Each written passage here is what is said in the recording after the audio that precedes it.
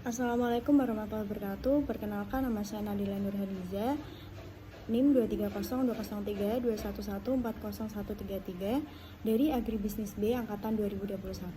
Di sini saya akan membawakan materi tentang perilaku konsumen dalam menilai strategi promosi. Pengertian perilaku konsumen adalah studi tentang bagaimana individu, kelompok, dan organisasi memilih, membeli, menggunakan, dan membuang barang, jasa, ide, atau pengalaman untuk memuaskan kebutuhan dan keinginan mereka. Faktor-faktor yang mempengaruhi perilaku konsumen yang pertama yaitu ada faktor psikologis, di antaranya ada motivasi, persepsi, pembelajaran, keyakinan, dan sikap. Yang kedua adalah faktor pribadi yang terdiri dari usia, pekerjaan, kondisi ekonomi, gaya hidup, dan kepribadian. Yang ketiga ada faktor sosial terdiri dari keluarga, peran, dan status, kelompok referensi. Yang keempat ada faktor budaya terdiri dari budaya, subbudaya, dan kelas sosial. Selanjutnya, strategi promosi dalam pemasaran itu melibatkan penggunaan berbagai alat promosi untuk mempengaruhi sikap dan perilaku konsumen terhadap produk atau jasa tertentu. Alat-alat tersebut termasuk iklan, promosi penjualan, hubungan masyarakat, penjualan pribadi, dan pemasaran langsung. Nah, cara konsumen dalam menilai strategi promosi tersebut, yang pertama, melihat dari kredibilitas dan relevansi. Konsumen cenderung lebih percaya dan merespon positif terhadap promosi yang mereka anggap kredibel dan relevan dengan kebutuhan mereka.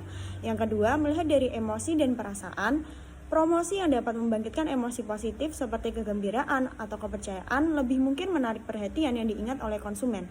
Yang ketiga, ada inovasi dan kreativitas.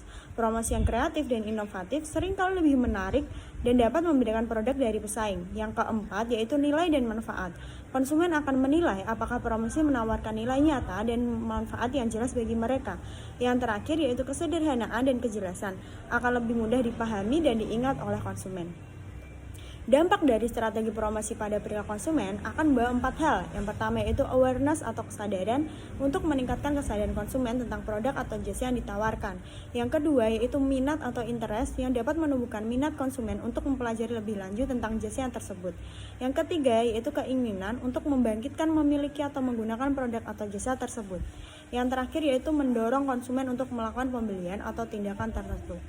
Contohnya, strategi promosi yang berhasil yaitu dari brand Apple yang menggunakan pendekatan minimalis dengan fokus pada desain produk yang menarik dan pengalaman pengguna yang luar biasa. Contoh lain yaitu ada produk Coca-Cola yang menggunakan kampanye emosional yang menghubungkan produk dengan momen kebahagiaan dan kebersamaan. Perlu juga dilakukan evaluasi agar mengetahui apakah strategi promosi yang dilakukan efektif atau tidak dengan cara pengukuran kesadaran merek dengan cara mengukur seberapa banyak konsumen yang mengenali dan mengingat merek setelah kampanye promosi. Yang kedua, yaitu melakukan survei dan wawancara dengan mendapatkan umpan balik langsung dari konsumen tentang pandangan mereka terhadap promosi. Lakukan analisis penjualan dengan melihat perubahan dalam angka penjualan selama dan setelah kampanye promosi. Yang terakhir dengan menggunakan media sosial dan analisis online dengan cara memantau tanggapan dan interaksi konsumen terhadap promosi di platform digital. Kesimpulannya, perilaku konsumen dalam menilai strategi promosi sangat dipengaruhi oleh beberapa faktor yang bersifat psikologis, sosial, dan pribadi.